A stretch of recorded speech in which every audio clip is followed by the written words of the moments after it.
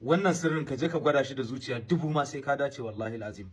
Iya abin da nake so da kai ba komai nake so ka ban ba, kawai ka tura ƴan uwa musulmai ya amfanar da su, ka yi wa annabi salati a comment, ka yi reposting din bidiyon nan in dai akan samun arziki ne.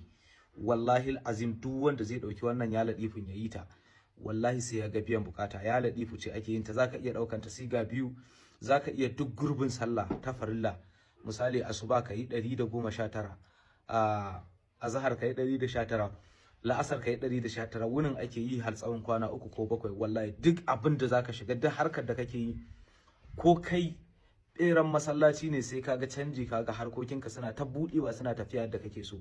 Haka kuma idan kana so ka yi shi mai dan yawa, zaka fara wurdin ranar Lahadi ko ranar Juma'a ko ranar Laraba, zaka yi istighfar, ka yi annabi salati, ka yi hailala, ka fara wannan wurdin.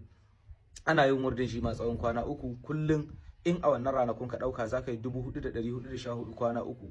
wallahi duk abin da ka saka a gaban arziki sai ya tabbata. Ko kai waye ne, ban dauke kowa hula ba, duk zunubin ga kai istighfar ka fara aikin nan sai kaga biyan bukata.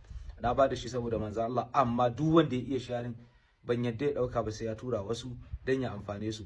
Wanda ya iya comment ya yi comment, wanda ya iya reposting ya yi reposting, wanda bai iya ba kuma na bashi dan annabi ya je ya yi. Abinda nake so kuma, akwai masu tambaya na sabulu da hayaki na dafa'i da jalabi da budin harkoki.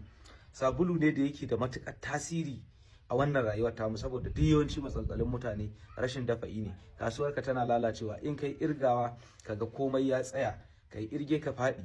Rashin dafa'i rariyar hannu ne.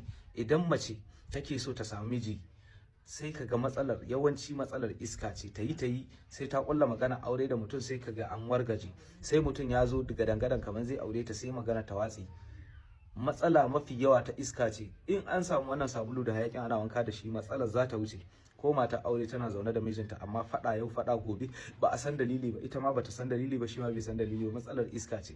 A mallaki wannan sabulun ana wanka da shi, za a ga biyan bukata albarkacin manzon Allah. A yi sharing din bidiyon nan dan mutane da yawa ya amfane su.